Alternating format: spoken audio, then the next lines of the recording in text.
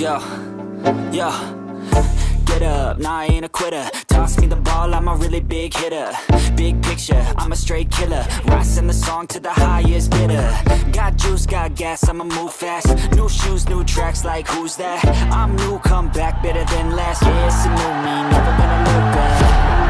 Never gonna look back. Cause damn, I was built to last. You move slow and I move fast. And that's facts.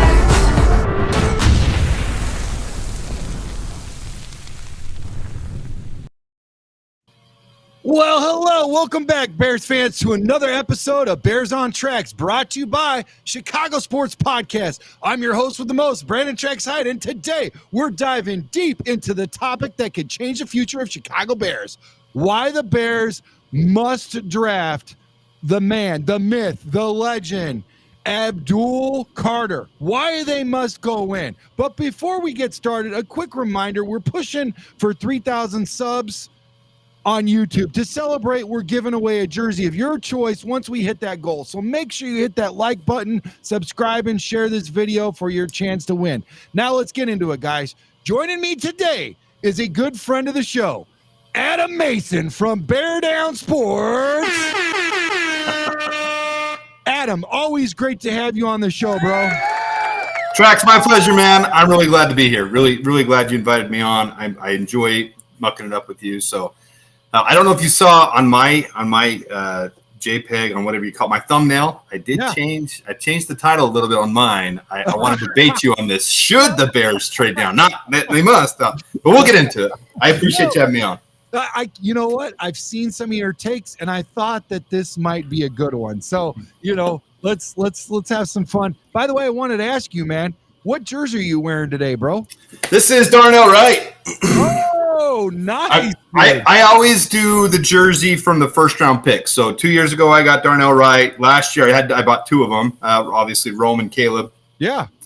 And whoever we picked this year. So I wanted to rep. This was my number in high school, 58. Yeah. My failed number in college. We haven't talked too much about that, but I did try out for college, and I didn't. I was a failed college. Nothing special, just a high school athlete, and so I was an outside linebacker that moved to defensive end. So I was number 58, and I love Darnell, and I like the line. So I'm trying to rep the line today. I'm repping the line. That's awesome, bro. You got some shiplap behind you too, don't you? Yeah, we got a little wall here and a little painted wall there, and we got some Bear stuff behind me. Nothing like you, man. You got some cool stuff behind you. This is still a work in progress for my studio. No, man, you got some skill over there putting that shiplap. You put that up, right? Yeah. 4 years ago, 5 years. This was my boy's room. Oh. Now it's my studio. He's 18 now. He's going off to college himself. So I'm old, Track. That's awesome, bro. Going out to college, dude. That's cool, man. So is he going out for any sports, or what's he majoring in, if you don't mind sharing, or no? No. He's from my first marriage, and he is just like his mom, and I love him to death. Not saying, but his mother is not athletic at all. I played 4 sports, and he is very artistic. But those who are parents in the chat love my kid to death, but he did not get. I mean, he's got my build, man. He's 6'1", 6'2". Wow. And he's built like an athlete. He just didn't want to do sports. He's more artistic and more he's a straight A student. I got nothing to complain about. Great kid. Yeah. Great kid. I don't want that to come off wrong. He just did not inherit the love for the sports like his father. It's funny, my 2 girls, they both love sports. They're younger and they love sports, but the boy did not love sports. That's how my daughter Faith is. She's 20 and then my son, he's 9. He likes soccer. He plays a little, do some martial arts and, ninja class and all the, all the fun stuff, whatever. But as far as like basketball, baseball, football, he likes it, and this and that. But he's more of a casual fan. My daughter, she was like diehard in sports. But anyways, let's get into why we're in the show, why we're in the building, man. So like I said, joining me today, good friend of the show, Adam Mason from Bear Down Sports. If you're not a subscriber, please subscribe right now for all his amazing content, all the stats, what would you call that you put up there? I know there's a specific name. I've seen it before because I tried to figure out how the heck to do it with my 2 left thumbs.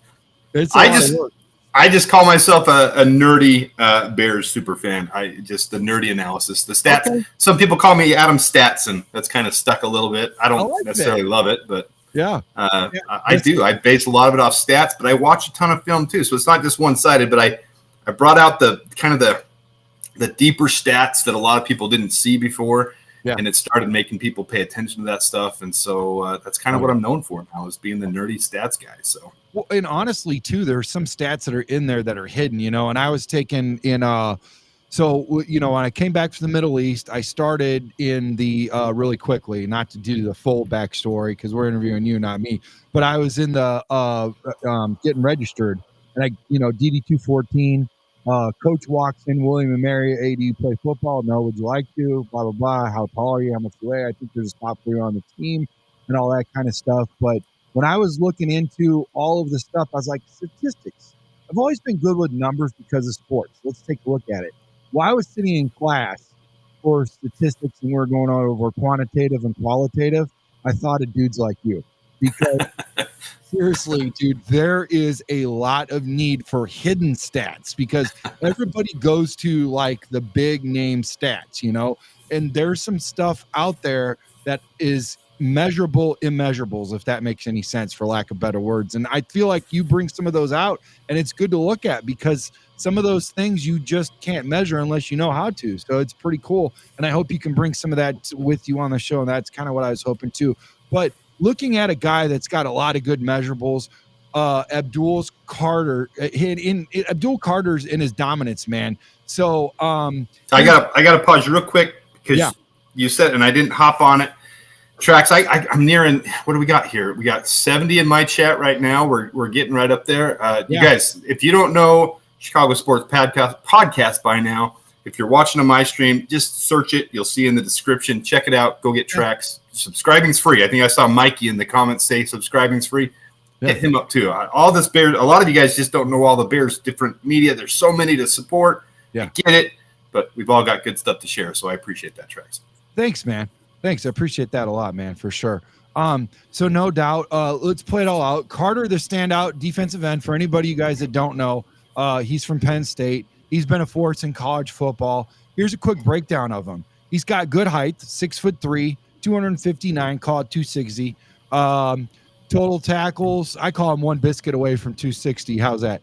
Total tackles, 112 solo tackles, 56 assists, 23 sacks, man, including 12 sacks in 2024 alone. Tackles for loss, 33, forced fumbles, 5. Big Ten Defensive Player of the Year for 2024. Adam, when you look at those type of numbers, what stands out for you the most, man? Everything. So here's the thing with Abdul Carter. You have to watch. So this is where the stats go out the window because the stats are phenomenal. But you can take Abdul Carter, and I'm doing this off the top of my head, so forgive me if I'm a little off on this. But I was pounding the table for Princely Umanmielen earlier in the offseason. I saw that. Because if you take Princely Umanmielen and Abdul Carter, they're basically clones. They're both around 6'3", 6'4", around 250, 260. Both of their defensive grade was over 90, which is, really, really good. They both got like significant pressure. I think Carter had a few more sacks, but Umanmielen had more pressures, barely. And I'm just going off memory, so forgive me if I'm slightly off here, guys. This is not where I have all my stats perfectly prepared. But I think each of them were below like once every 6 plays on their sacks, hits, or what's I call a pressure between plays. So a plays between pressure. It's my own little thing that I generate. It's very similar to PFF's PRP metric, but except you're not weighing as much you're just doing how many plays between a pressure. And both of them were below 6, which is abso-freaking-lutely phenomenal. Right.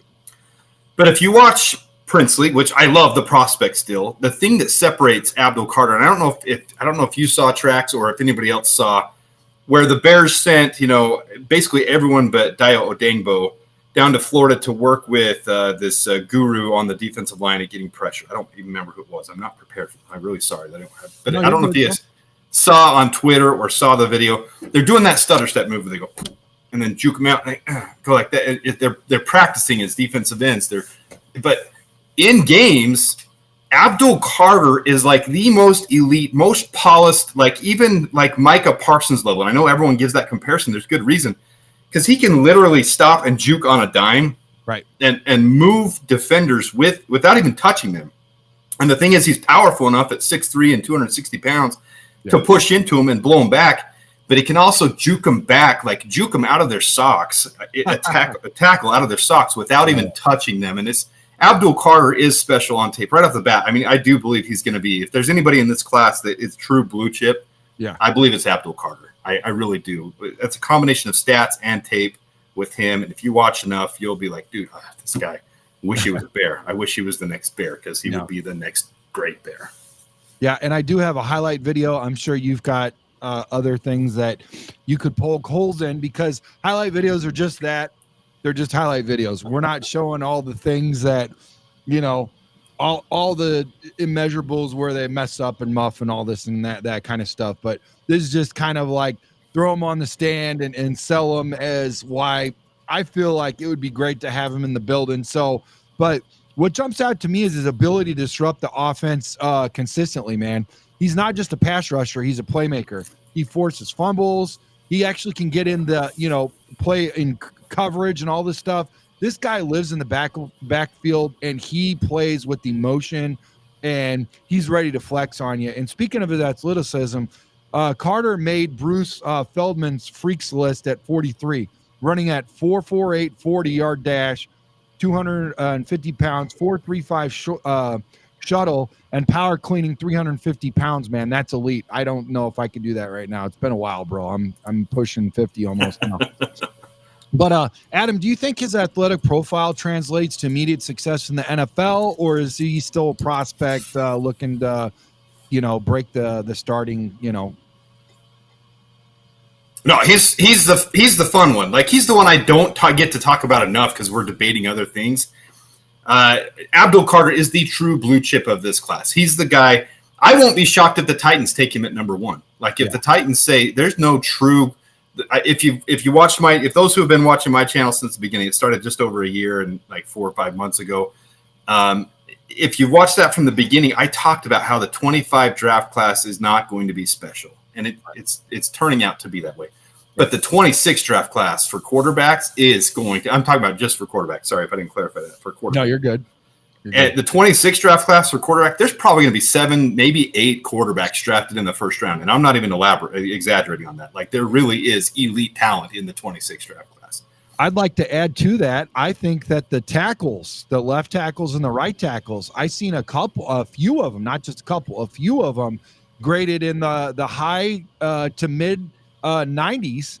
And I'm really excited about the tackles. And it feels like looking at all this, Adam, and correct me if I'm wrong, it feels like on the defensive side and the offensive side of the trenches, it's interior for me when it comes to this draft. And what's interesting that you say is there's about 7 quarterbacks and a lot of protection. So maybe that's why some of these guys are just putting little, pins in like, okay, let's get this guy. Let's hold him for a year, hold him for 2. I don't know if you saw the news broke, Russell Wilson going to the Giants. And, that's a temporary fix, dude. That's not a 4 full gone. Like this is going to be the guy.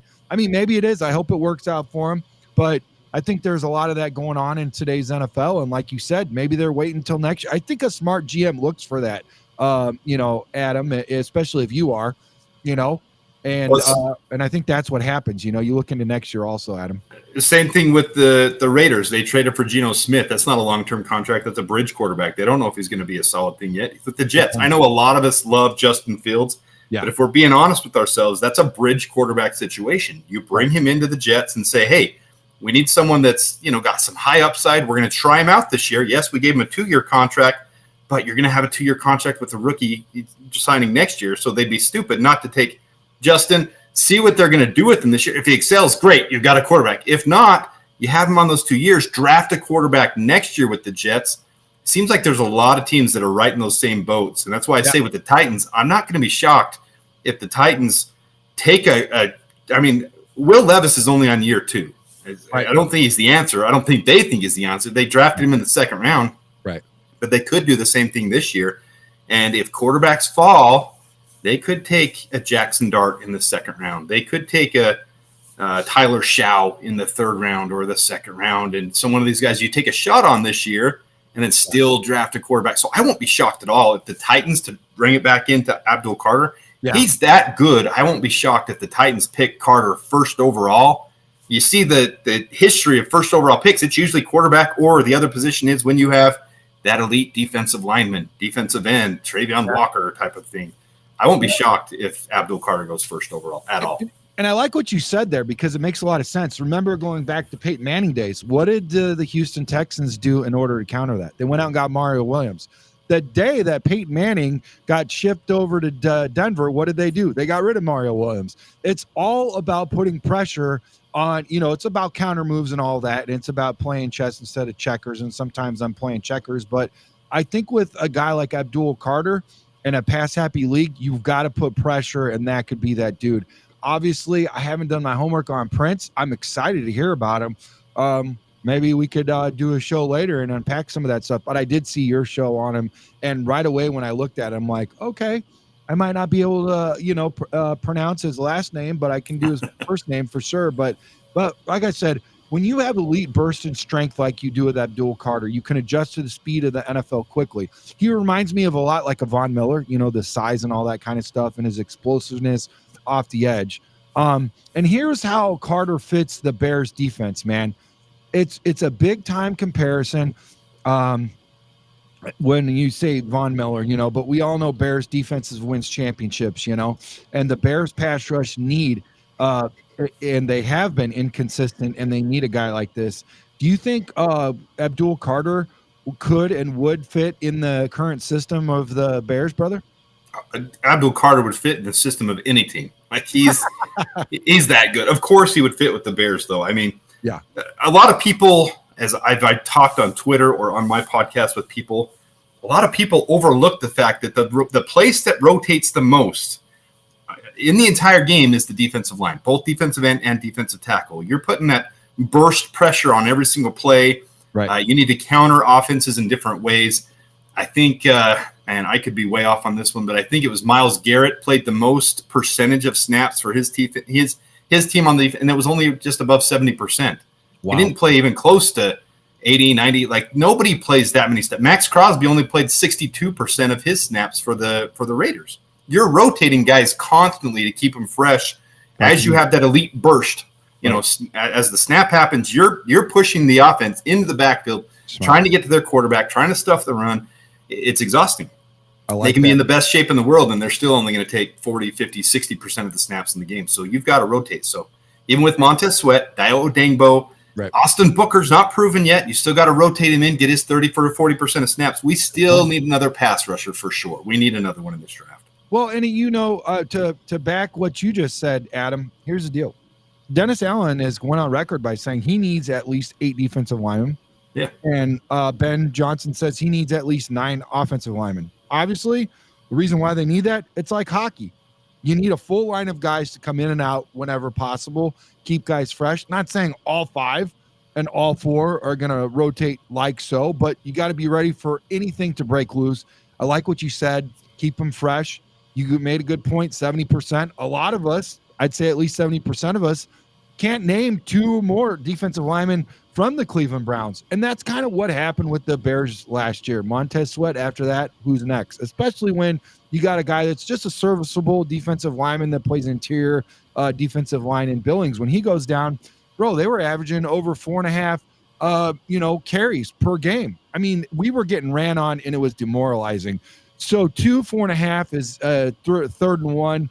You can't win with those ball games, and that's not Bears football. And that's why we started out with the show yesterday about Mason Graham and how we would really like to run to the podium if Mason Graham was available at 10. But the other side of that is another edge that could take the pressure off of, interior D linemen. I did see a pro comp in Landon Jackson, and they said that Dayo is the pro comp for Landon Jackson. So we've already got Landon Jackson in the building, and he plays the 2, 3, 4, 5, and 6 technique. So you got a Swiss Army knife that Dennis Allen can deploy.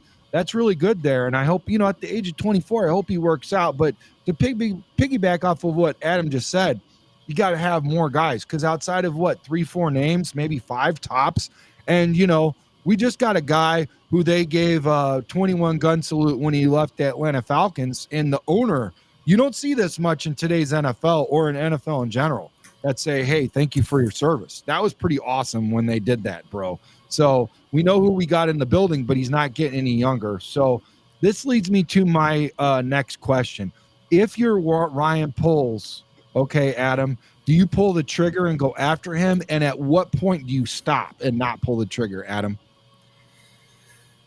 This is why I changed the title for my side. It's because we're not quite there. As Bears fans, we want to feel like we're there. Yeah. You just hit two really important things. On the defensive line, you rotate more than anybody. Yeah. Why did Ben Johnson say we need 8 or 9 on the offensive line? Because the position that gets hurt more than any other, because you're taking that blow. So think about it on one side. You're given that burst off the line every snap. You're expected to be like a missile every time. Right off the line, you're going to burst and you're going to get into that offensive line. Well, on the offensive line, they're going to take it. So you're expending the energy on the defense. On the offense, you're taking that energy. More injuries happen on the offensive line than anywhere else on the field. So you need the 8-9 You'd love every guy to be Darnell Wright or Coleman Shelton last year and play every single snap. I'm not saying talent level. Obviously, Darnell Wright, elite talent level. But you want them to take every snap with the team. But it's not going to happen every single time. Other than Karan Amagaji, we don't have any backups yet on the offensive line. Oh, we're still missing an elite defensive end, an elite defensive tackle. So I hear you there. We got an opportunity with 10, 39, and 41 to fill 3 critical roles on this team. I agree. We haven't made the playoffs yet. I don't believe, in my personal opinion, I don't believe we open the Super Bowl window until you make the playoffs. So the goal this year should be make the playoffs. That should be the goal. Win the division. You're always trying to win the division, but make the playoffs. And then once you make the playoffs, anything can happen. Make a run for the Super Bowl, whatever. But I don't think you're in buy mode. This is just me personally. I don't think we use that capital, especially when the salary cap next year won't look like the salary cap this year. Right. I'm going to break that down once we get done with the salary cap. But we signed so many good contracts that are backloaded that will come full force next year. We're not going to have money to spend next free agency. We now have to. We don't have an option. We have to build through the draft. So I don't think we should. Now, I'm not saying they won't. Ryan Poles can do whatever he wants. If he really likes Abdul Carter this much and he say he falls to 4, which I think is out of the question. I think he could go 1 or more likely 2. He'll probably go 2 because when you sit at 1, same debate as last year. Should the Bears take 1? Should they trade it back? Should we blah, blah, blah? Well, the Bears took Caleb Williams. You take the quarterback if he's there. The only one that's worthy of taking first round, according to most analysts, and from what I've seen too, different style than Caleb Williams, but Cam Ward is really the only one worth taking. So maybe the Titans say, well, we're not going to be back in this first position again. We'll go ahead and take the quarterback. Well, then the Browns. How do the Browns pass on Abdul Carter? They got to. So, I'm going off a lot. I'm sorry, but if he falls to 4 or 5, I'm not going to say Ryan Poles won't do it. I just don't think we're there yet. I think we got to make the playoffs before you start spending that future draft capital to buy the Super Bowls, to buy that window. My personal opinion, but I've been told I'm very conservative. Yeah. I'm too conservative sometimes. I don't want to draft a running back in the first round because I'm into old school building the right way. Okay. So I'm not down with trading up at all. I'd rather see if a Mason Graham falls to us at 10, which it seems more and more likely if some of these teams get into overdrafting quarterback. If some analysts think we'll get 3 quarterbacks in the top 10 now, maybe maybe a few more positions than we thought would go top 10. Maybe Will Campbell, goes in there in the top 10, which he's borderline. He could not. Yeah. If Mason Graham falls to us, man, we just got a gift in our lap at 10. But me personally, I don't want to trade up. No, I hear you, and it makes sense. And I was actually, I guess the question was, I felt like you were going to say that, watching you. But if given the option, where would your threshold be? Oh, by the way, speaking of threshold, this is amazing. Bear Down Sports is holding it down in YouTube. 86 in the building. In XApp for Chicago Sports Podcast, 18 and 9 on Chicago Sports Podcast YouTube. So everybody from everywhere, thank you guys for joining the show. We greatly appreciate it. So we got over 113 in the building, man. Thank you guys. Yeah, so the threshold would be right there, man. I mean, like I said, he's a great game wrecker on defense. His upside is sky high. He's only going to get better. And we already know the NFC North is stacked with QBs, although we're not quite sure what's going on in Viking land. We've got ideas, but we really don't know what the heck's going on. Yeah. We got to neutralize that. Where would your threshold be with Abdul Carter, or is it just you're not going to trade at all for that? That's the hard part. No, I'm not going to say. And I want to pretend to be Ryan Poles for a minute because once you get to it, so the problem is top 10 picks are a premium. You're going to pay more than equal value, and I don't know if everybody's familiar with Draft Tech and the Rich Hill trade value chart or the Jimmy Johnson trade value chart. Rich Hill is more generally accepted to be accurate now. But it's not equal until you get around 9, 10, 11, 12, 13, where you're going to be looking at equal trade downs. When you're coming up into those premium picks, 1, 2, 3, 4, 5, 6, right? Where quarterbacks are more likely to be taken.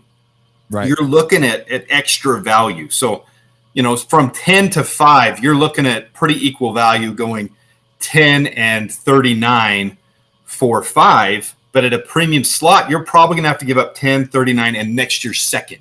To come up to 5. It's not equal because you're giving up premium position. So I don't know, man. 5 seems like a little too rich. I would say if he falls to 7 or 8, you're only going to have to give up, 39 or 41 at a premium. Because it's a 1-for-1, so that neutralizes it and we get it out of there, right? So you're just talking about what extra it would be on top of that. So it'd either be a 39 or 41 possibly. You think that's where it ends if it falls into the 7 or something? Yeah, around 7 or 8, I would say you only have to give up 39 or 40, or you could even give up 72 in next year's third to go up to 7. And I'd be okay with that because you still keep 39 and 41. I got you. But man, we still have so many needs to fill. We need a tight end 2. We need at least 2 offensive linemen. Probably a tackle. I love Holland Pierce later. A tackle and a guard or a center. Yeah, a defensive end, a defensive tackle, a tight end, a running back. I mean, we still have so many. But you could always trade if you did that. If you traded 72 in next year's third, you could always trade back from 41 to get a 4th. Oh yeah. I mean, there's options, but I would say to answer your question for Abdul Carter, and that's where you're balancing it because I don't want to trade up at all. Right. But if he fell to 7 or 8, how do you pass up on moving up just a little with light draft capital to go get what I think is the best blue chip prospect in this class? I mean, if he fell to 7 or 8, I would say there 7 or 8. But I think Poles might do it. He wanted to trade up for Rome last year, and I don't know if anybody's jumped into Rome enough. I did it on my channel, but his contested catch, his drop rate, his size, his speed, it hasn't been seen in the last decade. And he put up contested catch numbers. He was number 1 in the NFL last year as a rookie. Oh my God. A lot of people don't realize that because he was splitting reps. He was a wide receiver 3. So I see why Poles wanted to trade up for him. And we hear the story of Ian Cunningham saying, no, hold steady, hold the course, hold the door. We got this. Hold on. So he may want to trade up to 5 or 4 or 6. I don't know. So I don't know, but I would be, me personally, if I'm playing GM, I would be willing to trade up, say to 7 or 8 for 72 in a future third. I would do that. I would. Okay. That's reasonable and that's fair. But I don't. To caveat that, I don't think he's making it past 2. I don't think he's making it past the Browns. I agree. Hey, listen, brother, I'm with you. I don't think it's going to happen. I think it's a pipe dream, but you never know. Crazy things have happened, and maybe Ryan Poles again playing chess while I'm playing checkers. Yeah, he might have already stretched strategically, being that Big Ten, blah blah blah, has kept his eye on the prize of Abdul Carter even as far back as last year. Stacked chips and got that second round draft pick in order to put himself into position to get the Abdul Carter. You never know what a guy's thinking of. So like you said, he's got the opportunity to do it. Now, where that would put you in the second round, could you go out and get Connolly from Oregon, Connolly Jr. from Oregon, have yourself a backup tackle, maybe position himself into a starter at some point? I don't know how you feel about that and the metrics with that guy. I like him. He kind of gives me that Penny Sewell type vibe of that type of player, but on the outside, a little bit, better measurables as far as like length and, all that stuff. But yeah, I don't know what that would look like. And I don't even know if you want to dive into that, but I would like to show you guys a highlight video if you don't mind, unless you got something that you want to unpack really quick, Adam. I am actually just starting a poll to see where people would be willing to trade up. Dude, you got to show me how to do that, because Abdul Carter. my polls are so shady. Like, people are just like, they're so dusty. They're like, dude, you've got to talk to BCP and Shorty on how to do these polls because you suck at them. I'm not that good at them, bro. I try to keep people captivated and have a little bit of fun, but all right. I see some out there that look pretty good. So I just started a poll for the 110 in Bear Down Sports chat.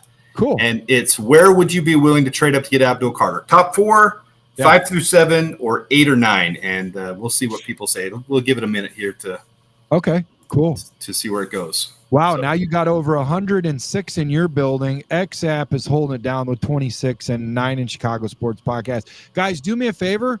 Go click on his channel or on mine and check out that poll and answer that and come on back or do whatever you guys want to do.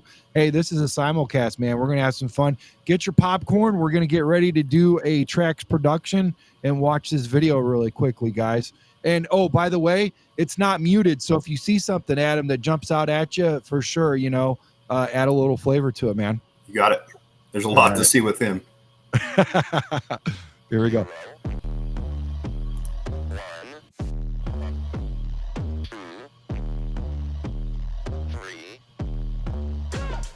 Let's get started. Man, look at that bend. Yeah. Like fast, he's got like some strength to it. It's hard to explain. You know what I mean? Look at that guy's holding him. Look. Yeah. Well, he's got so many options. Like, he can juke them out. He can overpower them. He can bend and flex. When you hear about a defensive end having bend, like Abdul Carter is the definition of that. Yeah.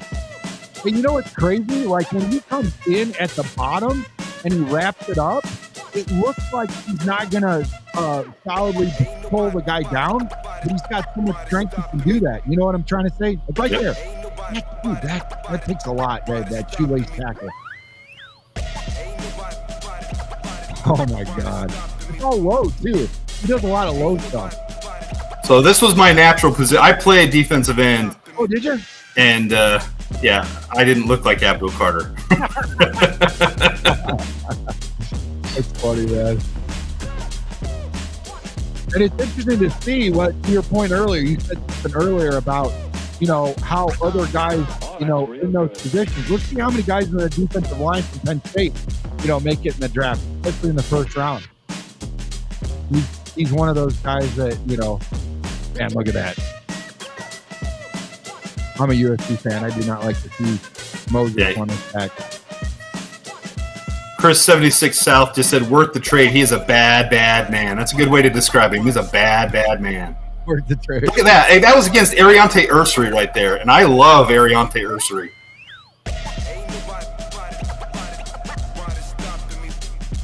Look at this. Chase him down. Chase him down and get the fumble, bro. Like nonstop motor, Forced interception. Did you imagine JJ with him? Oh my God. Oh man, you imagine? Yeah. 900 interceptions. Sorry, that's a bit much. No, and you get him on one side and Sweat on the other side, or Odangbo on the other side, and then you got imagine Kyler Gordon coming in on a blitz. Oh my God! I mean, you're gonna have quarterbacks nightmaring over this defense. Well, could you imagine Kyler Gordon and his fighting senses and all his backflips and stuff, and then this guy trying to match his energy? Two of them together would be electric, man. That'd be so much fun. I never even thought about Kyler Gordon, but that'd be cool. Yeah, we're gonna see a lot of blitzes this year. They talked about Kyler very highly. Oh, okay. Man, this guy. And then, he just doesn't quit. He's got a motor. He just keeps going after it, That's what I like about him. Some guys are like, I gave him my all, I gave my share, and then I just throttle back. No, he's just so with the boys. Boom. Did you put this together with the music? Yeah. Yeah, that's pretty sick. Good job. I'm working on it, man. I do it all off my phone. That right there is a what do they call that? Royalty free. Yeah, anyone can grab that. You got to watch yourself on that kind of stuff. Yeah. Let's see here. Okay, exit that. This is the part where, come on, I stuck the landing. I did it. I messed up, dude. So I hope you guys enjoy that Tracks production, everybody out there. So make sure you hit that like button. So did you enjoy that highlight? It sounded like you did. Yeah, it's always fun to watch him play. It's always fun to see his highlights. He's just such an extreme player. Like he when you hear people and it's funny because same position as Micah Parsons, same school as Micah Parsons, took over for Micah Parsons, and it's just true. He is Micah Parsons 2.0. I mean, I think he's actually a little bit bigger than Micah Parsons, but he plays the same way and the same style. I mean, he's going to be a star in the league. If there's one player I can say I think is going to be a star, like that I would put money on that this guy is. Last year you had options, Latu and Jared Verse and who was the other one? Latu, yeah, I know. Okay, so Latu was he USC or UCLA? Latu was UCLA that went to the Colts, and Jared Verse went to LA, and he was from Florida State. And then there was the one that a lot of people liked the most. I can't even remember, and that was such a long time ago. The lighter one, either way. So there were three of them this year. It's Abdul Carter. He's number one. It's Abdul Carter. So we got 31 votes now. Those who want to vote on that, hurry and go vote on it before we close it up. But right now, 8 or 9 is so. I think what you're getting from that. So top 4 is 10%, 5 or 7 is 38%, and 8 or 9 is 53%. I think what you're seeing with that is people saying they don't want to give up draft capital, that they want to use our picks this year. Yeah. For Abdul Carter, though, that's a hard one. Yeah, no, I agree. I like what Skeletor said, dude. Shout out to my favorite villain from He-Man Land, dude. He was awesome. This is a worthless discussion as Carter will be gone by pick 2. Hey, Skeletor, you're preaching to the choir. I agree with it too, for sure. He will be gone, man. And if that many teams let him go, oh my, like what's going on here, So, but some analysts say that the Bears should focus on offense, Adam. What do you say about that? Which part of offense? I mean, we're going to get into the thing where I am not winning with people. I just do not believe in taking a running back in the first round, in the top of the first round especially. I can understand if you're, the Chiefs and you won the Super Bowl and you take Clyde Edwards-Helaire at 32. 32 is very different than 10. I can even see a playoff team that's pretty well built taking, a running back at 22. I can see the Chargers taking a running back, and that's not a reach. Right. Dallas Turner is who I was thinking of. Rob Hansen, good job. It was Dallas Turner is who I was thinking of. He went to Minnesota. Minnesota, yeah. Man, Minnesota's been burning them, man. I don't believe in running backs in the first round that high. I just don't. It's just my thing. So I don't think offensive line is the way to go because it's like we talked about just barely. Defensive line, you're going to rotate. Guys are going to play 70%, 60%, 50% of snaps. Offensive line, you want cohesion and you want them to play 100% of snaps, but you need 3 really solid backups. So I'm all in favor of taking that offensive line in the second round. In the third round, you can still get really good prospects for the offensive line in the third round, in the second round. Adam, let me ask you a question about that because before we went and got those offensive linemen, 3 offensive linemen, the left guard, the right guard, and the center, okay, respectively. Before we went out and got those guys in trades, free agency, blah, blah, blah, were you adamant about picking an offensive lineman in the first round to begin with, or has your status changed since they addressed that in the free agency? And are you okay with picking up offensive linemen in the later rounds, second round, third round, etc.? Yeah, I don't call those later rounds, but yeah, from the start, this has always been the defensive line draft class, and a lot of people will say, "Well, you can get a defensive lineman in the second round, the third round." Well, that's true, yeah. But the quality to me significantly drops from the first round to the second round. A lot of people don't agree with that. I just absolutely think that quality is very different from round 1 to 2, but you can get really quality guys in the second and third round. I just don't. I think Walter Nolan, Mason Graham, Kenneth Grant, those 3, they separate themselves from the other defensive tackles in this class significantly. So I think we need to grab one of them in the first round, unless Abdul Carter falls. It's not happening, though. So if Abdul Carter falls, great. If not, I really feel like we need to go defensive tackle in the first round, then address that running back or, guard or, offensive tackle in the second round. That's just even tight end. If a tight end falls in the second round that maybe normally wouldn't, or in the third round. Yeah. That's the order I would put it in. I'm not even putting running back at the top of the second round. Might even go third round. Might even, get a trade back and go fourth round. If you get a trade back, I'm good with taking a running back later. Ben Johnson said it himself when he came here. He believes in Caleb Williams, and the NFL today is a quarterback-dependent league. It's now a quarterback-ran league. He believes in Caleb Williams.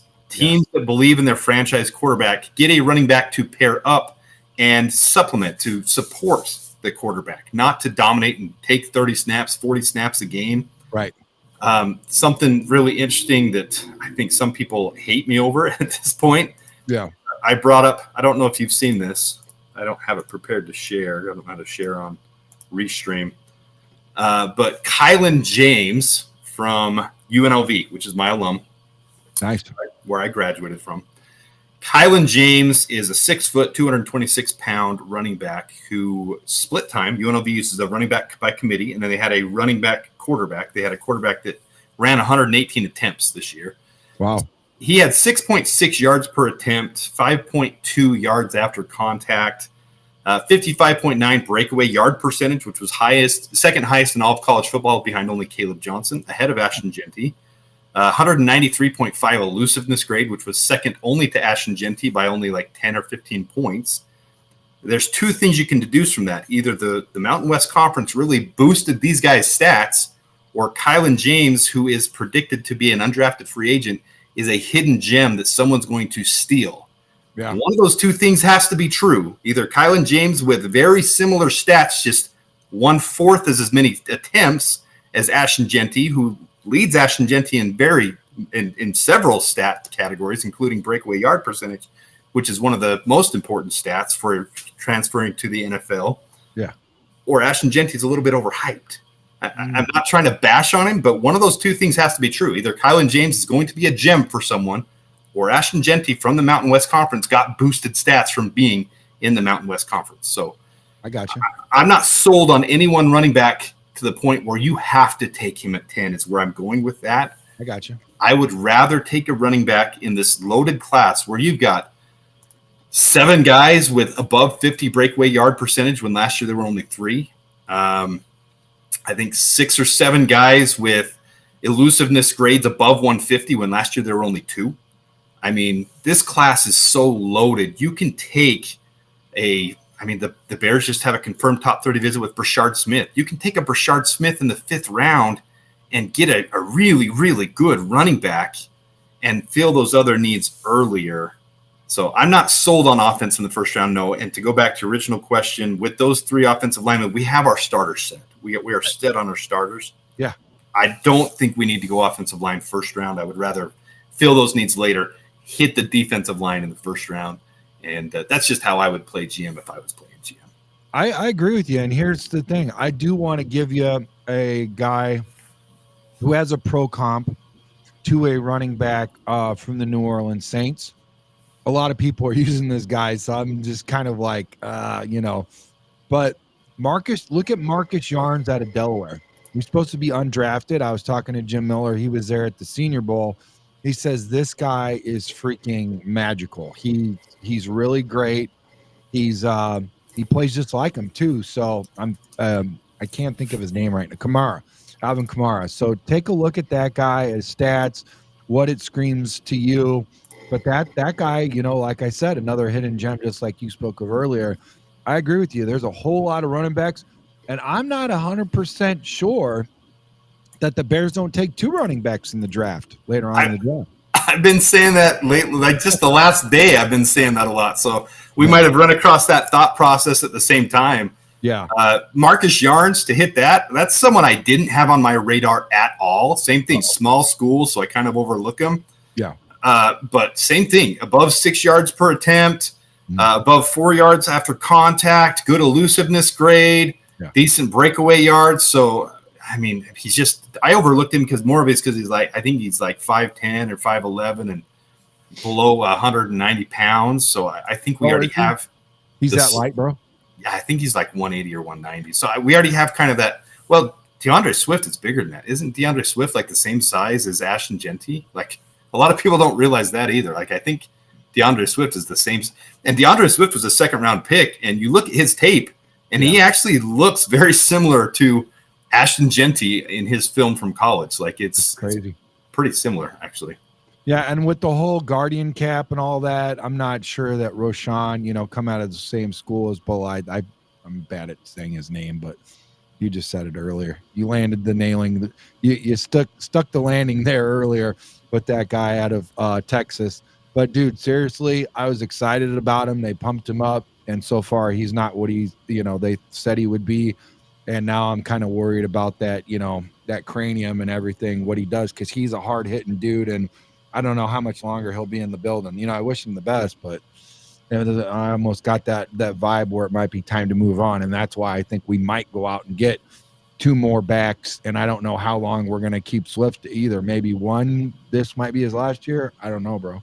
Yeah, his contract's expendable after this year, and if you're gonna get 2 backs, I mean, this would be the year to do it, and maybe someone like UNLV's running back, like I said, maybe getting a Kylan James as an undrafted free agent, you can bring them in and have them compete with Ian Wheeler and duke it out, and maybe we get another one in undrafted free agents. I don't know. There's lots of options though, but there's going to be some running backs not drafted that should have been drafted in this year for sure. So last night there was 2 guys that came on, a father and a son, both friends of mine. One, kid, he goes to Lincoln West. He plays defensive line. They're both Michigan fans. The father and the son, they're both Michigan fans, diehard Bears fans. Their favorite running back that they'd like to get out of the draft, I think they said he's available in the 3rd round, is Scatabo. How do you feel about that guy? Scatabo! Okay, enough said. I really like Scatabo. I've gotten really high on the guys with elusiveness and breakaway yards. And Scatabo doesn't have the big breakaway yards, but he's got elusiveness and he's got great contact balance. I think his elusiveness is like right up there in the top 10, and his contact balance is, it's probably better than anybody in this draft class. That's maybe Caleb Johnson's contact balance is better, and you watch Scatabo, he can take 5 lumps. And see, here's the big thing for me when you're evaluating running backs. And it's so to me, defensive backs and running backs are the hardest to evaluate. Defensive backs, the game changes so much from college to the NFL that it's hard to analyze how they're going. In fact, Ryan Poles said the same thing about safeties. He said safeties was his hardest thing to evaluate because the game changes so much from the college level to the NFL. So I agree with that when you're watching tape. It's hard to evaluate because the college game is just so much wider and so much, spread offense and so, pass pro. And when you get to the NFL level, these running backs, they're not going to have Mack truck size holes opened up for them. They're not. It happens so often in college where these guys get lanes that are 6-7 feet wide, like all the time.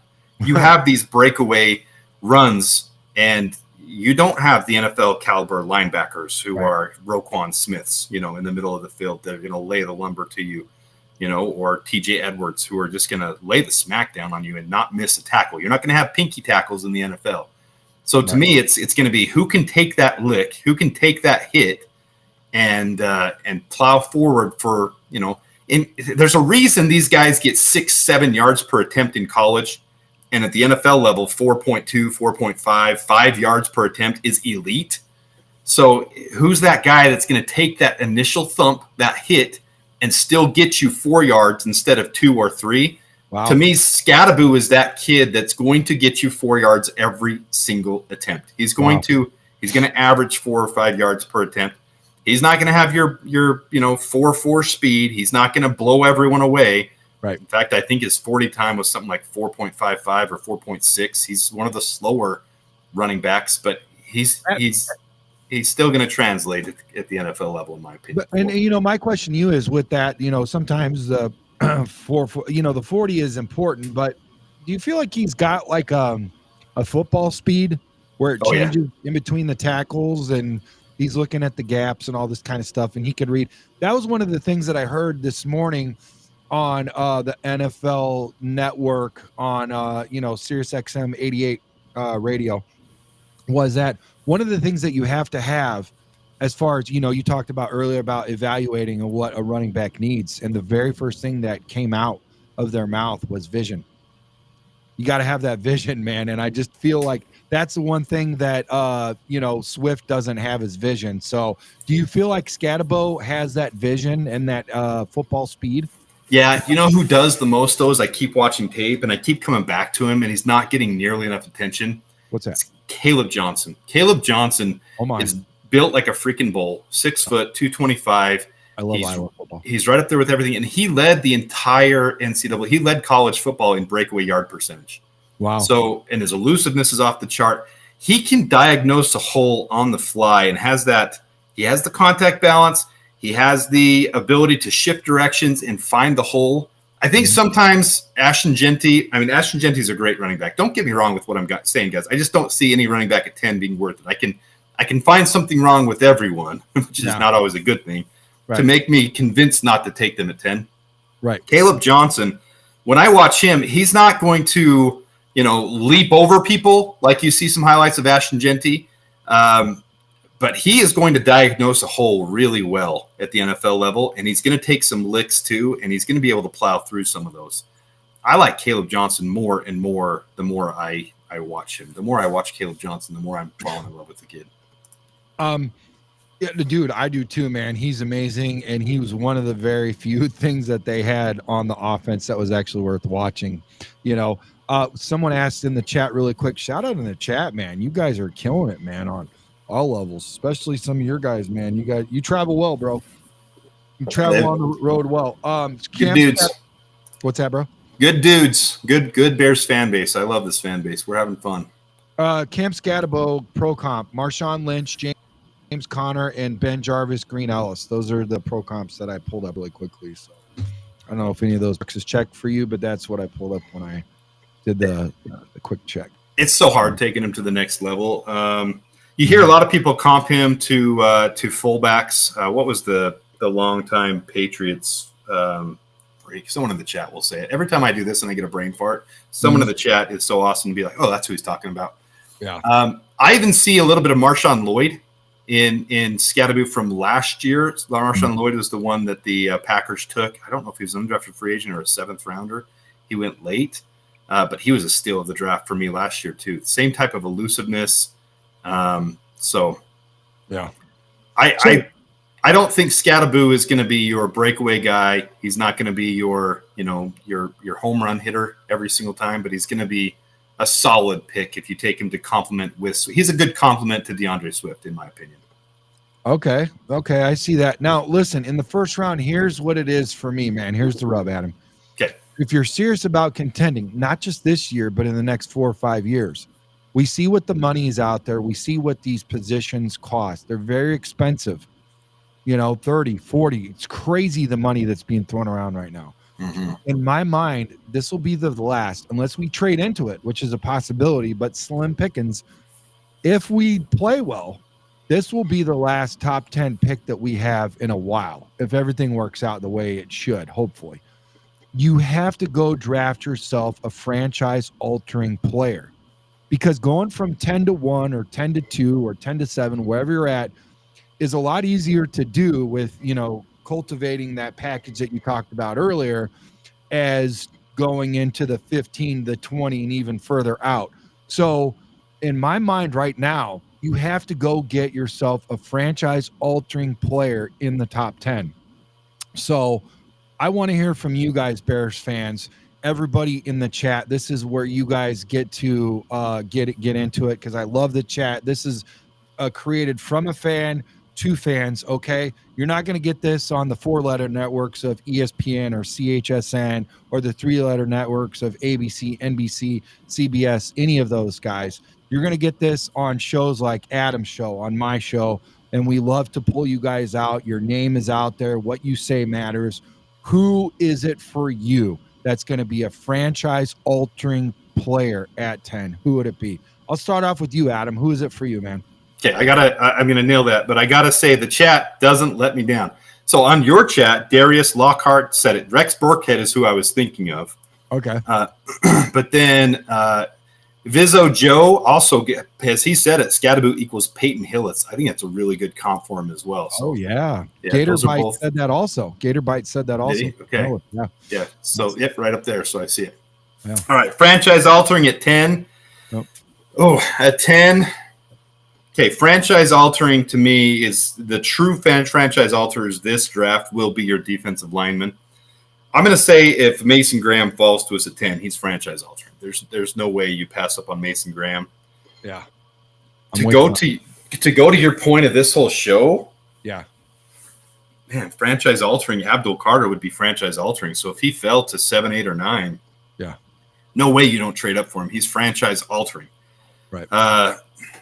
James Christo just said James Pierce Jr. I like James Pierce Jr. I don't know if I love James Pierce Jr. as a top 10 prospect just because of the size. But, I mean, man, his measurables are there. I just think he's going to get manhandled a little bit more at the NFL level by some of the defensive ends at the NFL level. There's no basis for that other than I just think Dennis Allen's going to like his bigger. You know, we've seen that with Deo Odengbo and, you know, the comp you said Landon Jackson. I can see us taking Landon Jackson in the second to learn under Deo Odengbo. Yeah. Man, franchise altering Mason Graham. And I really see I've gotten on a high with Kenneth Grant. I'm trying to keep that out of the conversation right now because I do think he's a Vita Vea. I think he's a disruptor. He's a true 3-down disruptor where he can upset the pass game. Please. Let me pause you. Let me pause for the cause right there because I've been waiting for this. Kenneth Grant. Where would you put him at? I've been begging. I'm like, please say Kenneth, because where would you put him at? Where would you? Well, I'm on an island because everyone gets so stuck on their mock draft simulators that they don't, see where these players should go. Yeah. Kenneth Grant is being scouted hard by the Niners at 11, and the Niners cut 2 defensive tackles. They are going defensive tackle in the first round, and my thought is they're going Kenneth Grant at 11. So a lot of people think you can trade down and get Kenneth Grant. I think your simulators are all wrong. I think your simulators are that's awesome. Are hurting your viewpoint on players because Kenneth Grant is going to be gone by 10, 11, 12, 13.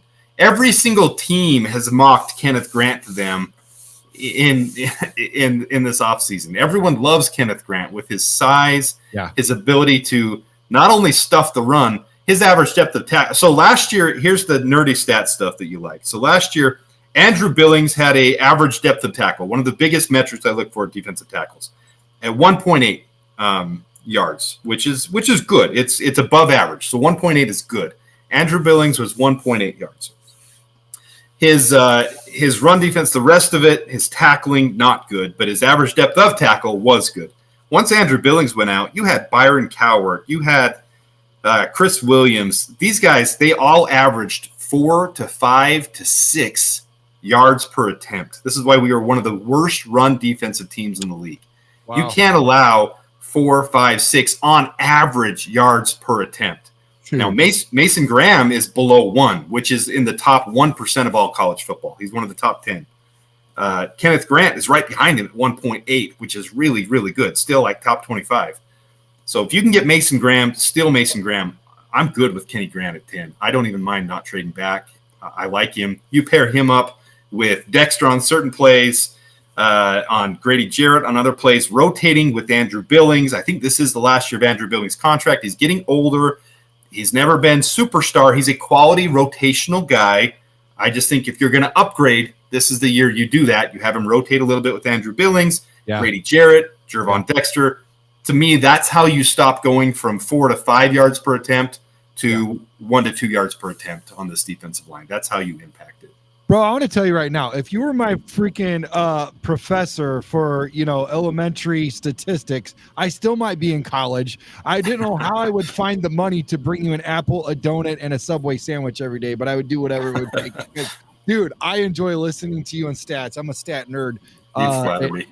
Dude, I'm telling you, man, you speak my love language when you speak about statistics. It's so much fun. Somebody said, and I like this, but you might not, because I'm hoping that you have an alternative to Kenneth Grant, because this kind of makes a little sense. And you brought it up, man. You brought it up. So here's where he said, how about we go to the Niners, trade back at 11 and get an extra pick so they get their guy in Kenneth Grant? Do you have somebody else available if that happens? Well, you're out of your premium pick, and if that's who you're really going after is defensive tackle, why would you give him to the Niners? I mean, Walter Nolan to me is very similar to those two. Those are the only three defensive tackles. But if you're zoned in on defensive tackle, why would you let the Niners get him, especially when you're not at a premium? Think about it. We dropped from 9 to 10 and got a fourth for that.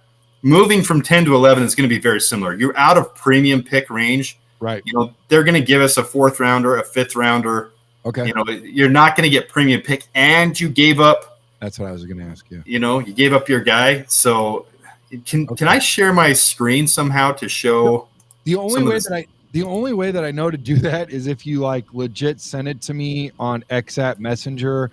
Then I downloaded that and then I put it in Restream really quick. That's the only way I know how to do it. And I know that sounds a little, you know, we could have probably done that probably about 20 minutes ago and I already had it up to you by now. I don't know how to share stuff from you to here, to be honest. I wish I did.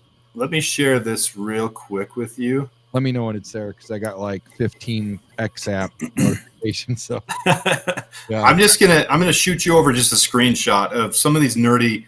I mean, this shows the nerdy stats. I mean, I was literally, last night was that night where I got obsessed. And what I was doing was looking at combine visits,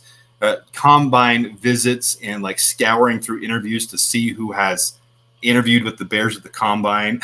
It was my night where I didn't go to sleep until 5 a.m. Like, it was so stupid. Like, I'm an idiot with my obsession. All right, I sent it to you now. Okay. So it should be coming through to you. But this is the stat stuff I stay up all night doing. Like, got it. I really am a nerd. It's all right, dude. So this is on the defensive tackles. Let me hey, I do want to say something really quick while we're getting ready to pull this up. Guys, don't forget, and I think you guys are zeroing in on 11, right? 11K. Make sure you hit that like and subscribe button for Adam's show. And we're trying to approach 3,000 subs. So make sure you guys hit that like button, subscribe, share our videos on both of our channels. And yeah, man, show those guys a little love over there. Yeah, I'm going to say while we're pulling that up. Yep. Man, I can't believe how supportive this fan base is. Like, I did not start this channel thinking that I would have 10,000 subscribers, and it's awesome. You guys are, incredible. And then the members of the channel, those who become members of my channel, I think there's 40 or 45 now. I just opened that up. Yeah. Like, you guys are completely support. It's so much fun. And I really appreciate you guys supporting the little channel. So a subscription's free. You don't have to do the membership, but a subscription's free. Head over to Hiatt, head over to Tracks CS Chicago Sports Podcast. Give him a sub. It doesn't cost anything. If you don't like him later, unsubscribe. If you don't like me later, unsubscribe. It doesn't hurt anything. But check it out if you want some content to pass these off-season days where we're waiting for the draft. I'm counting down. We are 29 days and 22 hours from the draft now. 21 hours, 29 days and 22 hours from the draft, something like that. So that's counting out of the draft, man. I'm beyond stoked for it. Yeah, man, it's going to be a great day. You got any special plans for that? You got a watch party or just going live on here? And I'm going to pair up with some of you guys. I'll start. I already had people reach out to me and see if they want to dual stream on some of them and jump onto each other's shows. It sounds like it's going to be a giant fest. That's awesome. On draft night, draft party. So it's going to be fun. Okay, here we go. We're pulling it up. The Stat Master. Here we go. Nerdy stats. Yep. All right, so here's your top defensive tackles in this draft. If you look at the top there, 3 of those guys are not like the others. All that blue, there's 0 red on them. So from left to right, there's their name. Now the weight, I haven't updated these since way before. This is during the season. So Mason Graham has now come in at 306. At the combine, he was 296. At his pro day, 306. Kenneth Grant's down to 330. Walter Nolan's at 298 or 296 now. So don't pay attention to the height and weight. Those aren't I haven't updated this completely, but what is official after the season ended, these are their season stats from this year. Defensive grade is the next one.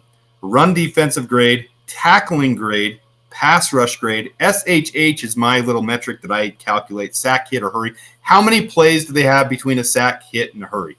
Wow. Win percentage is their pass rush win rate. Missed tackle percentage is their, how many tackles, what percentage of the tackles they miss. And then ADOT is that average depth of tackle that I was talking about. How close to the line of scrimmage do they tackle a player? Wow. So okay. Mason Graham, Kenneth Grant, Walter Nolan, they are all right there in the same boat. Low missed tackle percentage, really good average depth of tackle, good win rate, really good sack, hit, hurry, plays between a pressure, good passers. They're very equal. They're very balanced defensive tackles. They handle the double teams well. They handle pressure well. They get pressure, and they also stop the run really well. You get past that, you get into the Tyleik Williams, and you got a very poor pressure rate. He does not get pressure. Tackles in him a decent average depth of tackle, not quite a complete defensive tackle. Needs a little bit of refinement. Derek Harmon, probably the best in this class. Omar Norman, Lott, Derek Harmon.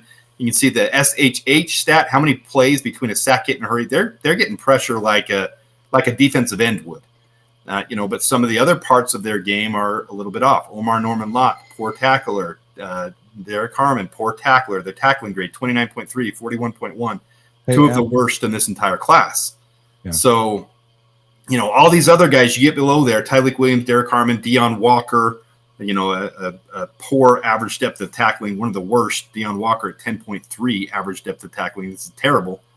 Adam, yeah, go ahead. There's a guy that I think he goes later in the rounds, but I really like watching his film. And I see you've got some numbers on him right here. Nazir Stackhouse. I like this dude, man. And I like his numbers too. I've never really looked at his numbers, but they're pretty sexy for being at the bottom of the pile. There's some big numbers that are bigger than the top guys. So someone just asked Alfred Collins too. I do like Alfred Collins. I think the Bears like Alfred Collins. I can give you the numbers on him, but this is off of preseason ranking, and these were the ones that were in the first, I think, 5 rounds where the Bears had picks up to. Before this season happened, Riley Mills, Alfred Collins were outside. I mean, they were 6th, 7th round prospects, and there's a reason these guys have jumped up. So Alfred Collins, I can read it to you right now. I didn't have it in my screenshot, but Alfred Collins is right up there. Defensive grade 89.7, run defense 90.5, pass rush 69.7. Pressures 1 every 13 plays, so not quite as good as the top ones, but still up there. Missed tackle at 2.3%, average depth of tackle at 2.5 yards, so not quite the top ones. But I would put Alfred Collins right up there, probably even ahead of Tyleik Williams and Derek Harmon as my number 4, which some people would be surprised of. I just think he's less, and he jumped so high this year, had such a good year, and it was better than the year before. Yeah. I am an Alfred Collins fan, and I think the Bears are too. They met with him at the Combine, so I'm totally down. Whoever said Alfred Collins right there, Rob Hansen said Alfred Collins. You're right. I haven't updated this since before the season. This is their preseason. This is where these guys were ranked preseason, so it's not up to date and accurate as far as where they're stacked in order. But that's a good point with Alfred Collins. I do like Alfred Collins. He would be on my second tier. Probably ahead of Tyleik Williams and Derek Harmon. Okay. All right. Hey, and you guys can check all these stats out with Adam all the time, man. He's got this stuff going on all the time, man. Good stuff. I like this one right here. This is a good one. It's a good breakdown, man. Thank you. Yeah. Yep. How about you, Tracks? Who's your can't miss at 10? Can't miss at 10? Dude, it changes. I move the goalposts like daily. It's crazy. The more I unpack, the harder it is. Like I said earlier, I legit had offensive linemen that I really wanted to, and then Poles messed that all up by going out and getting really good, trades and free agents and all that kind of stuff. He's been messing me up, dude. I don't know what to do. It's really it's hard. It changes a lot. I do want a guy that, hey, listen, I unpacked the video with Tyler Warren, and I almost convinced myself on that dude. Oh, my God. He runs, he blocks, he catches. he's a guy that you have to keep, an eye on the whole time on the field. I'm kind of like you. I'm not really sold on picking a running back at 1. We've got so many needs, and I really want to make sure, listen, I don't know that there's any one running back that's going to be a franchise changer. And I really feel like I'm with you. I want to get a defensive guy because, while the stats matter and offense is a need, the defense always wins championships for sure, man. So if it's me, I want to get someone on the defensive side of the ball, and I feel like interior is more important than edge because we saw when we did have edge. Not saying that we don't have an edge in the draft that could be better than what we had, but interior helps the exterior, if that makes any sense. Yeah, and the Bears have said that too. Real quick, hey, look at the private chat I just sent you real quick. Oh, okay, sorry. No, you're good. Oh. I'm sorry about that, dude. Yeah. Oh my gosh. Yeah, where did I put that up at? Those who want to know why I'm laughing, I said I got to see your face when we're talking. Take these silly stats off the screen. So he's gonna get that. I'm trying. What did I do? Oh, I know what I did. I put it up as a overlay. Duh. Hey, so to hit your point on that though, Trex, and I'll let you get right back to it to answer. That's exactly what they said though when they announced the new coaching staff. Yeah, they said, the pressure comes from the inside out, generating that pressure from the inside. So they've talked about defensive tackle. Now, adding Grady Jarrett's a great start, but they need to do a little bit more. But anyways, yeah, go ahead. And to your point, I think that's why Thuney's going to unlock some really cool stuff that we're going to see, including Rush Hour, who Jim Miller and other guys have spoke so highly of as a good offensive line coach, including, Olin Kreutz. And it's been a couple decades since we've heard a guy like Olin Kreutz ooze and get excited about us having an offensive line coach. You got Eric Bieniemy in the building, and you got guys over there with the Chiefs who we almost nailed and picked him up, and I'm glad we didn't because that's a lot of money to put on a guard. Yeah. But I still feel like these guards, like Thuney, is going to unlock some stuff. And you go over there at center. He's going to help out the right guard with Jackson, and it's going to be really good. You guys are going to be really surprised at what we see on the offensive line. And it's just, I played offensive line, you played defensive line. I can't speak a whole lot about defensive line, but on the offensive side, I could see a lot because with me, Dahlman is the conduit. You need the guy. He's their field general.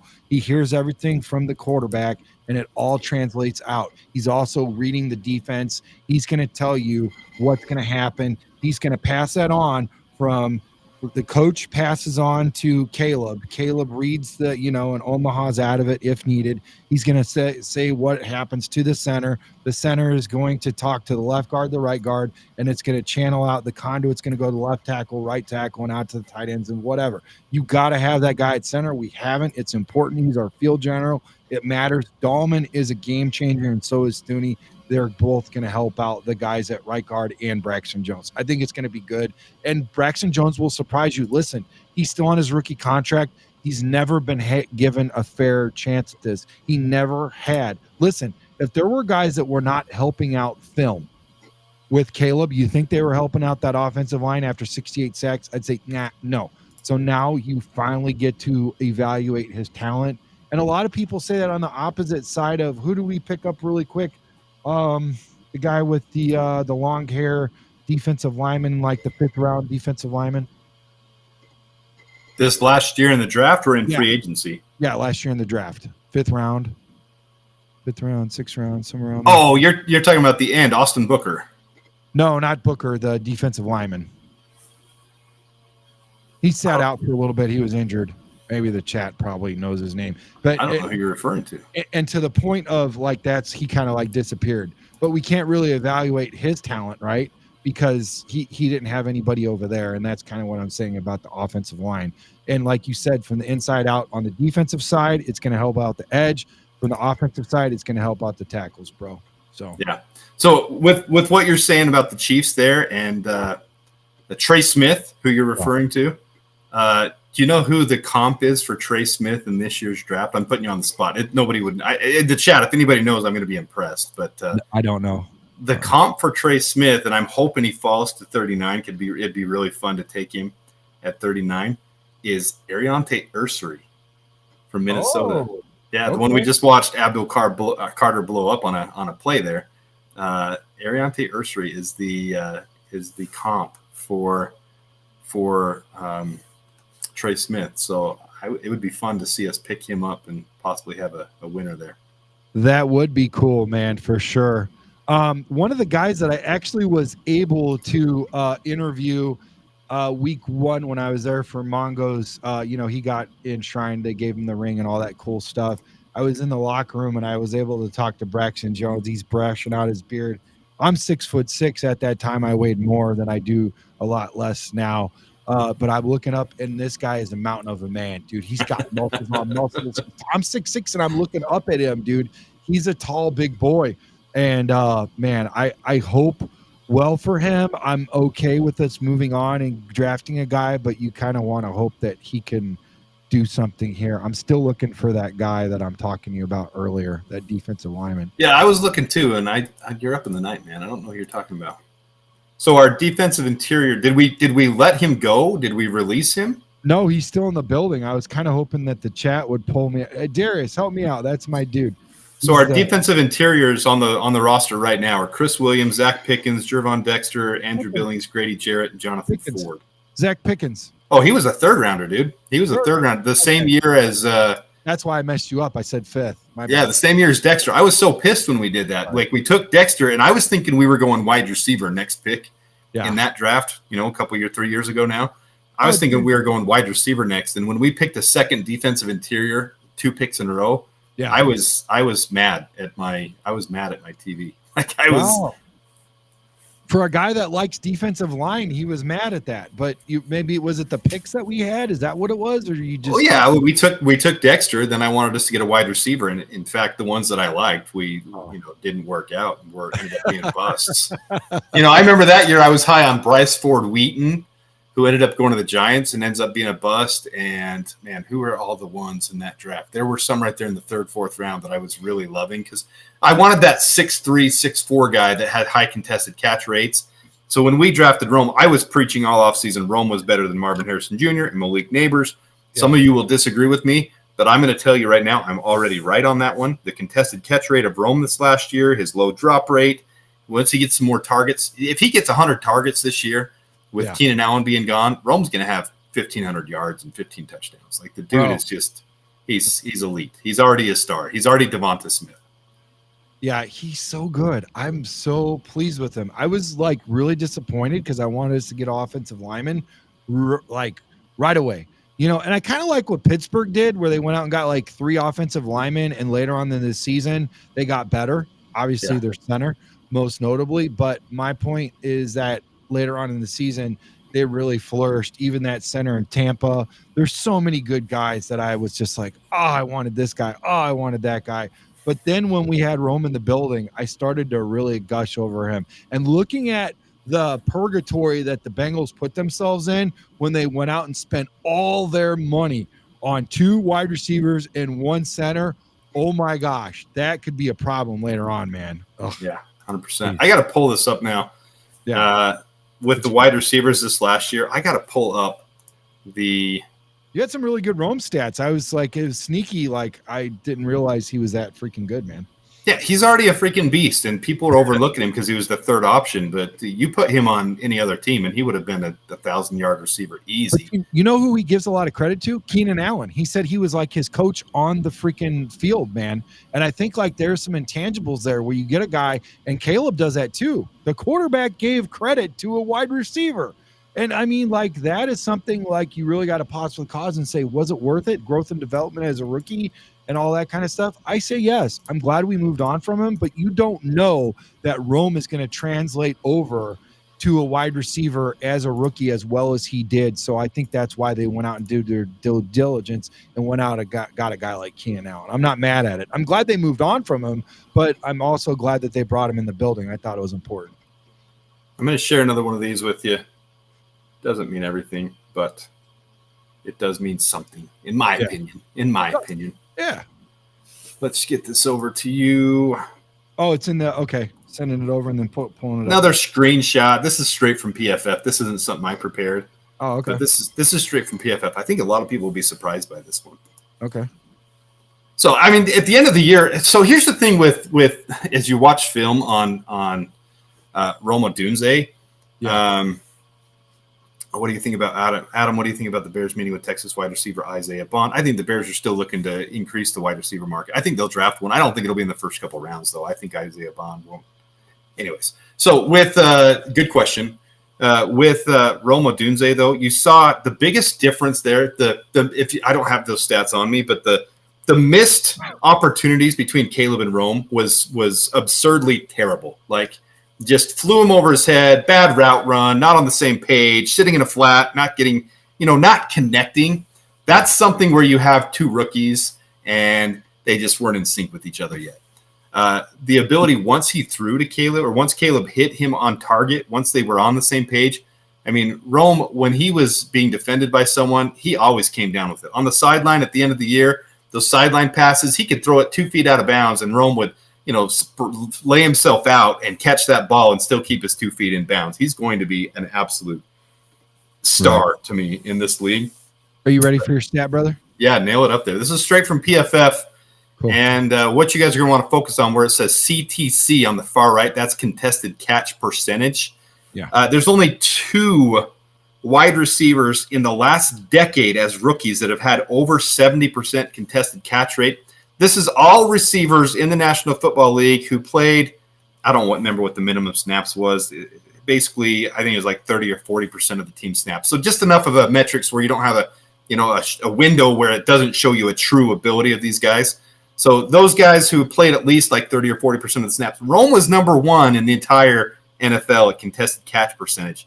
He caught 72.2% of balls that were contested. And contested catches are defined just as that, where a defender has a decent shot at either pass or breaking up the pass or intercepting it, and Rome plucked it away.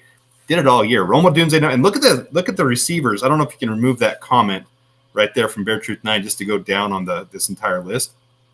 But Rome, number 1, Terry McLaurin, Jacoby Myers, Amon-Ra St. Brown, Mike Evans, Juwan Jennings, Lad McConkey.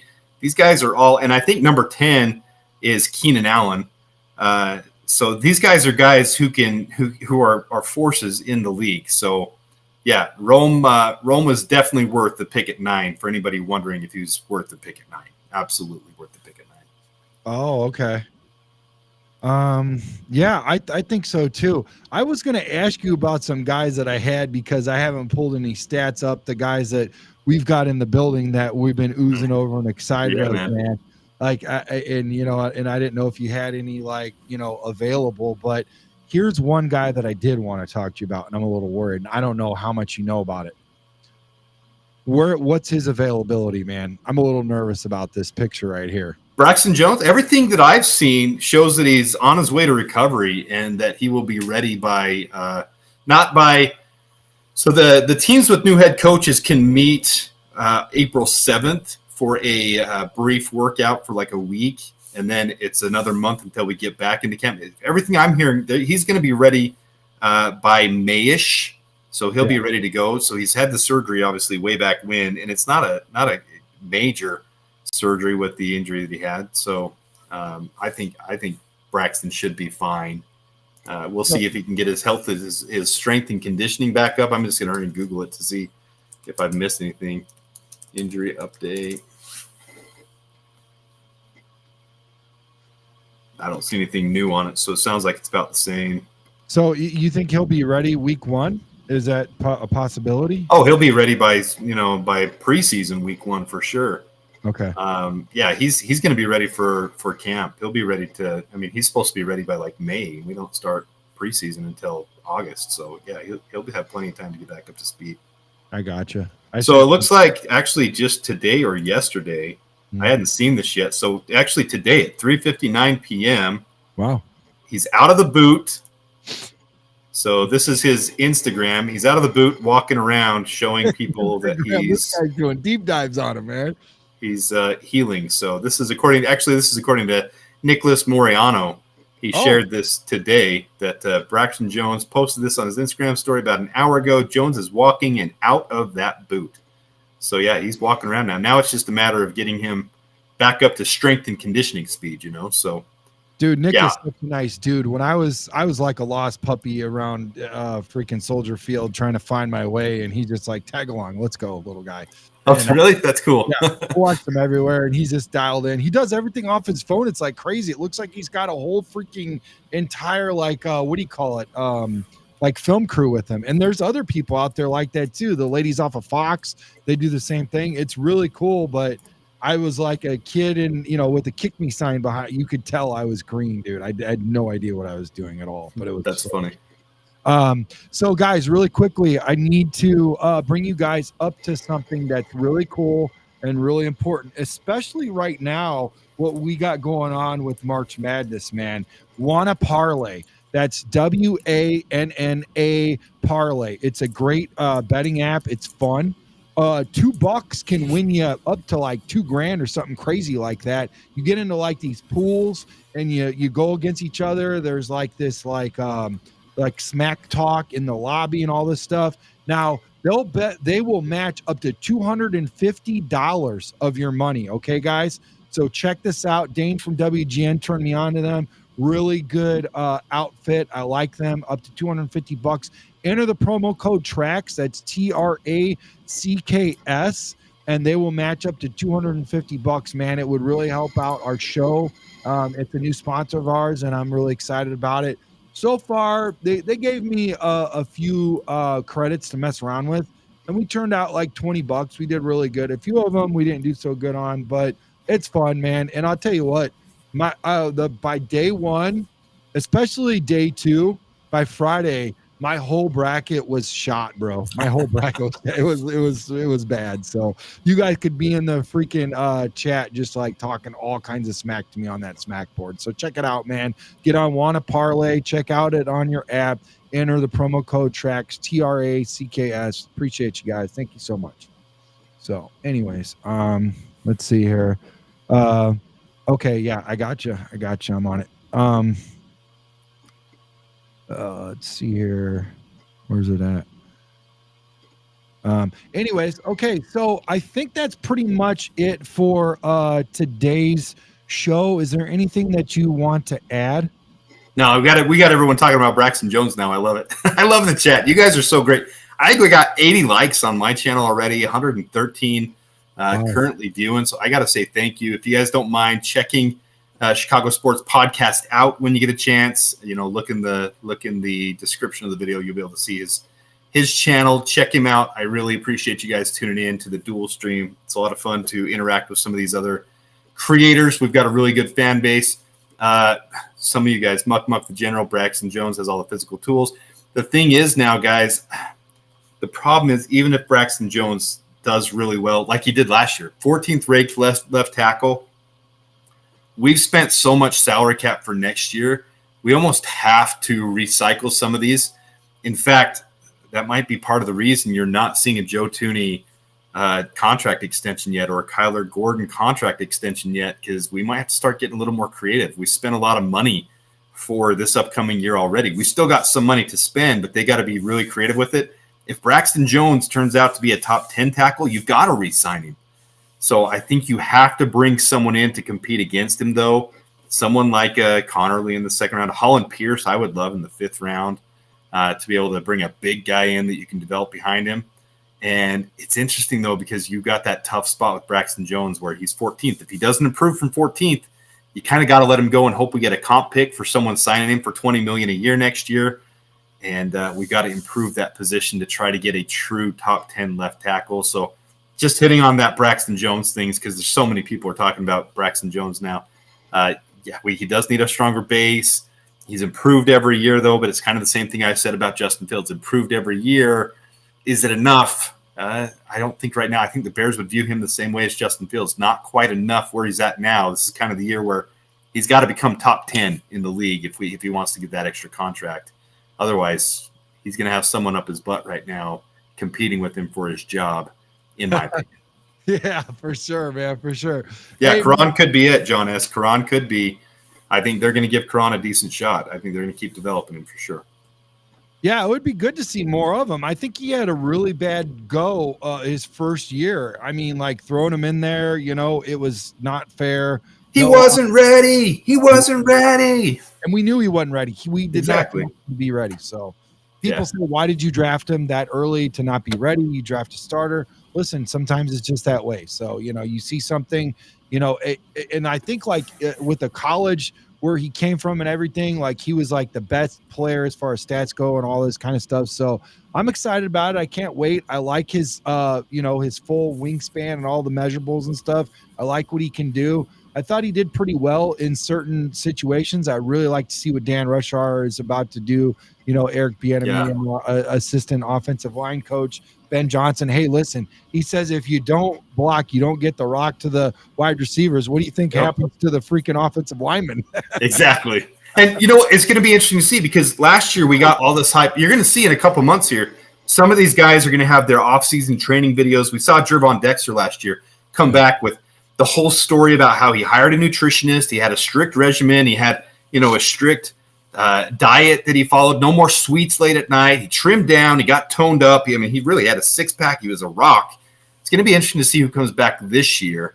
Braxton Jones kind of limiting that time. He's just got out of his walking boot today. Now he's got to get into the gym and slowly, anybody who's done rehab knows that rehab takes a couple weeks before you can start putting real pressure on it.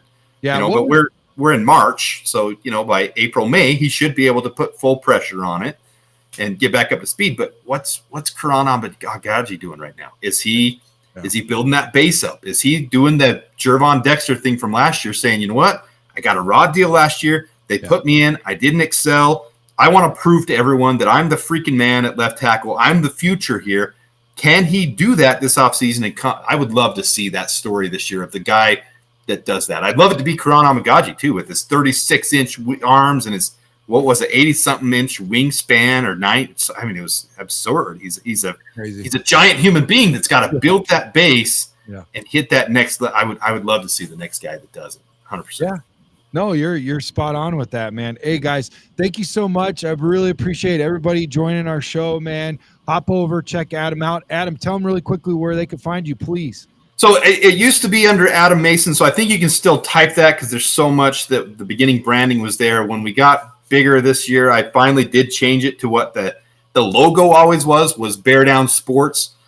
So now the handle is Bear Down Sports. You can check it out at Bear Down Sports. That's what it is. So you can type my name, Adam Mason, or Bear Down Sports. Appreciate anybody who checks it out, comes and follows us. We try to have a good time. I try to share the nerdy stat stuff with you, but also give authentic takes. They're not the same as your CHGO. They're not going to be the same.